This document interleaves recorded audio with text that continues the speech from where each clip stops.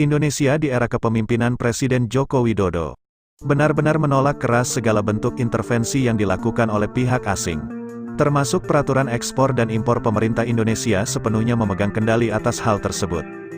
Bahkan ketika Uni Eropa mulai melakukan intervensi-intervensi terhadap Indonesia, dengan tegas balasan dari pemerintah Indonesia cukup keras serta tak segan-segan pemerintah Indonesia membatalkan perjanjian perdagangan bebas dengan aliansi tersebut.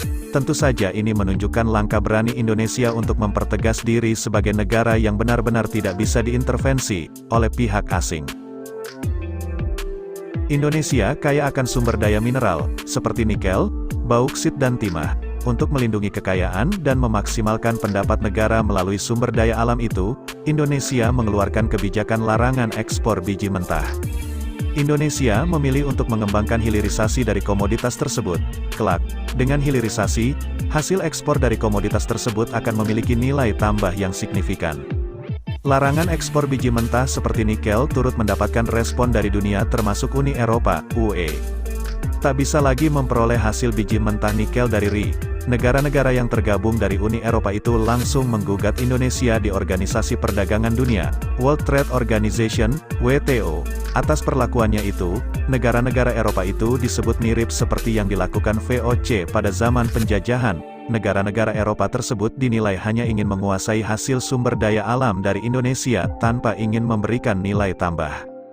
Waktu VOC mereka datang ke sini tujuannya berdagang. Setelah berdagang banyak untungnya memaksakan untuk menyerahkan hasil bumi kita ke Eropa karena mereka membutuhkan rempah-rempah dari Indonesia, ujar anggota Pokja Hilirisasi Mineral dan Batubara Kadin, Djoko Widodo kepada CNBC Indonesia dalam acara closing bell. Oleh sebab itu, ia memandang penjajahan di masa VOC seperti terulang kembali dengan adanya intervensi negara-negara Uni Eropa.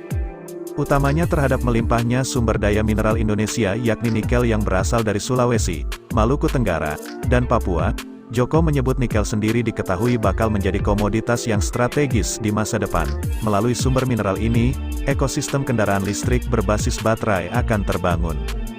Jadi negara-negara yang mencoba untuk masalahkan ekspor nikel ini latar belakangnya sebenarnya ingin menguasai sumber daya alam kita demi kemakmuran mereka, tetapi mereka melupakan bahwa Pak Jokowi juga menyampaikan mari kita membangun ekonomi dunia dengan semangat kerjasama. Kata dia seperti diketahui, Indonesia telah resmi mengajukan banding atas putusan kekalahan gugatan di WTO yang menyatakan kebijakan larangan ekspor dan hilirisasi nikel melanggar peraturan perdagangan internasional. Indonesia telah memberitahu Badan Penyelesaian Sengketa tentang keputusannya untuk mengajukan banding atas laporan panel dalam kasus yang dibawa oleh Uni Eropa dalam Indonesia.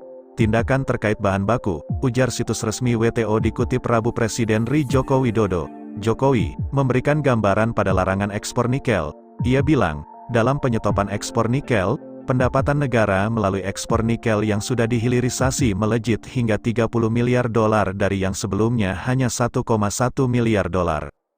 Ada lompatan nilai tambah, sebelumnya itu betapa kita dirugikan berpuluh-puluh tahun. Pajak gak dapat kalau kita ikut miliki dividen, gak dapat royalti, gak dapat bea ekspor, juga gak dapat pembukaan lapangan kerja, gak dapat. Hari ini kita tambah lagi, nanti kita umumkan satu komoditas yang kita miliki setelah dari sini, ungkap Jokowi. Adapun Presiden Jokowi juga siap pasang badan apabila kebijakannya melarang ekspor bauksit nanti kembali digugat ke WTO, nikel digugat, nanti ini diumumkan, bauksit digugat lagi, tidak apa-apa suruh gugat lagi.